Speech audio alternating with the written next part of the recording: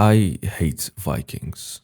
They are nothing but brute and ignorant monsters that laid waste to and wreaked havoc wherever they went.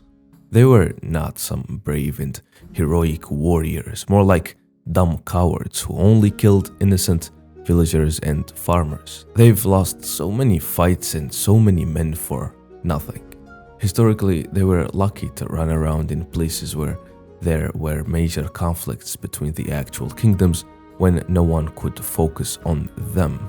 So they just loot, pillage, rape, and kill the weak and defenseless. They were dirty and stinky losers that were more akin to animals than actual warriors. Every real civilization they fought embarrassed and destroyed them. They have accomplished nothing worthy of applause and failed at building anything meaningful. And yet we glorify them, comfortably seated in the Hall of Fame stories and tales with depictions and stories that do nothing but romanticize violence and portray them as anything more than literal losers that thought killing and dying in battle would get them to their heaven. I'm glad that Vinland Saga is not a show about Vikings. I'm glad it's about a pacifist farmer that grew up in war, seeking revenge and losing his will to live, got enslaved and earned his freedom through hard work. An innocent child that was a victim of the Vikings' effect, who had to drown in hell and climb his way back up from it. A man so shattered and broken with so many sins on his back, yet he still sees light. Thorfinn Karlsefni has now twice become an internet trend where people make videos and memes relating to him and finding a glimmer of hope through witnessing his tale.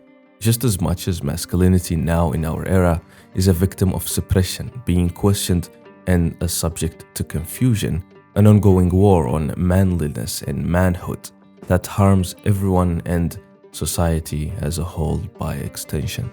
Men suffer from mental health issues and identity crisis when there is no clear path to freedom, strength, and truth. Back then, the opposite was at play. Heroism and manliness were abused concepts to extremes by these ignorant fools that made life harder for everyone they crossed paths with, submitting to their desires and losing themselves. What is a man? Is he a strong and fearless human capable of fighting and killing? Or is he a delicate, sensitive, and peaceful human? Or is he a blend of both?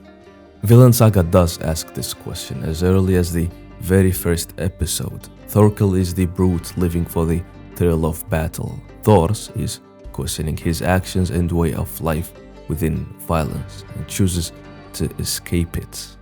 A young Ari aspires to become a warrior capable of killing and fighting, and so does Thorfinn, the child who wants to wield a weapon to fight non-existing enemies. What is a man? Thor's tenderness and mercy in how he treats a dying slave? Or Halfdan's control and might that sees no value in that very same slave? What is a man? Askeladd's hatred towards Danes and his very men because of their nature and his father's origins.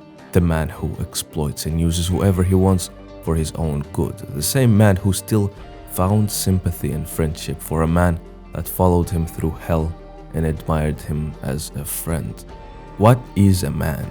Canute's weakness and compassion that almost got him killed by his father.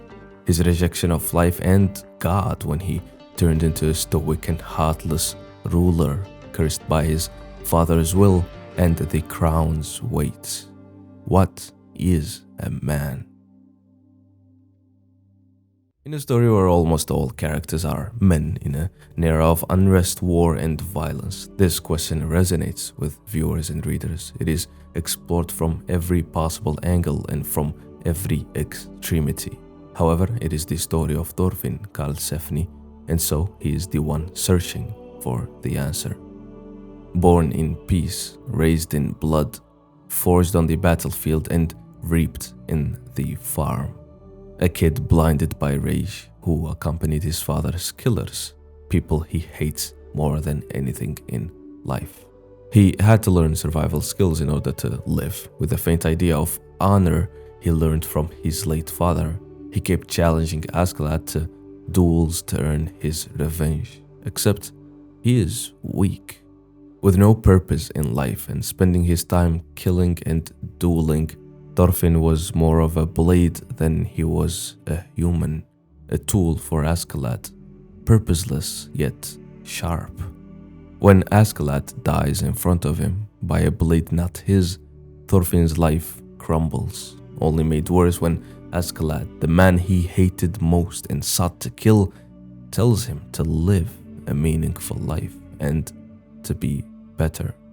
How dare he? How dare he, of all people, tell him anything about living a good life when he was the one that ruined his old one? Askeladd's death marked Thorfinn's death as well, the old hollow killer at least. For the years he spent in between that and meeting Einar were void of meaning and purpose. A slave passed around until he met Ketil and attempted to buy his freedom. A freedom he could very well just grant himself if he wanted and kill whoever stood in his way. But Thorfinn is no more. He is a man now, one with no concept of life, family, friends, joy, or freedom. A slave of circumstance and a slave to his past. Every person he killed haunted him in sleep, and every murderer he'd lived alongside dragged him to hell with them. Thorfinn suffered the loss of a father twice, and twice over his life shifts towards nothingness. Einar, who grappled with hating him since he was a Viking, the very men that ruthlessly killed his mother and sister and made him a slave. His hatred towards Thorfinn was overcome by his sympathy towards him. He feels pity at his shouts through the night and his lifeless life. So the two slowly cover for each other, each providing what the other lacks: strength, courage, heart, and love. Each filling in for the other, and as they sow the field, they sow themselves. Even when they are trampled on and the crop is ruined, the farmers patiently wait for the rain. Thorfinn's greatest sin and biggest nightmare is having lived as a disappointment to his father and a tarnishing stain on his legacy. It was Thorfinn's clueless, childish actions that got his father killed. When he revealed his identity and got himself taken as hostage by Bjorn, that Thors let Askeladd go, even though he won against him. But more importantly is how he lived his life up to now, a murderer lacking in compassion and with no goal. After his father taught him he has no enemies, he found a way to only live between them. Thorfinn's climb from the dark place he was casted in, assisted by Askeladd of all people, and following the shadow of his father, as daunting as that was what set him on the right track he defined for himself. Live good to correct his past bad deeds. An odd response to a world full of war and evil. Thorfinn is no longer a weapon to be used. He is the wielder, the warrior that needs no weapon.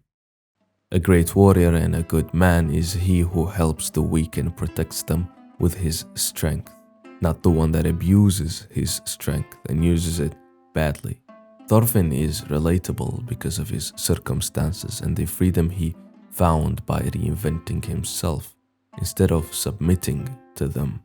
Choosing to change, fight, and to try instead of giving up on himself and life.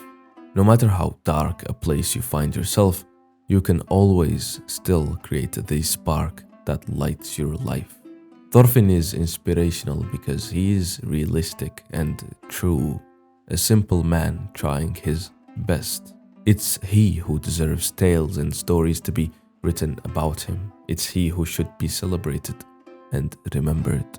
We all know the quote. It's better to be a warrior on a farm instead of a farmer on a battlefield. That is literally Thorfinn Karlsefni. A man should be strong, but more importantly is to have heart and to know what, when, and how to use that strength.